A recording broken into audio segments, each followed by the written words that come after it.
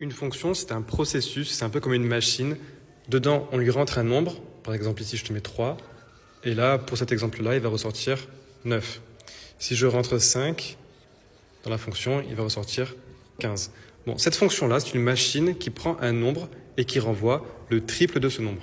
Et donc, de manière générale, si je choisis un nombre x, eh bien, cette fonction va tripler ce nombre-là. Donc, en résultat, je vais obtenir 3 fois x ou 3x, c'est pareil.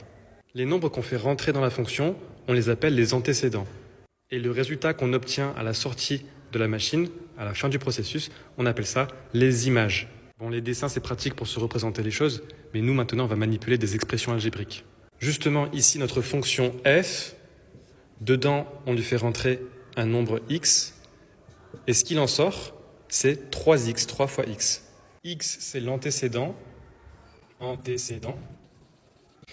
et 3x, ça va être l'image de x par la fonction f. En fait, le nombre qu'il y a ici dans les parenthèses, c'est l'antécédent, mais quand on prend f de x, donc tout ça, c'est l'image de x par la fonction f.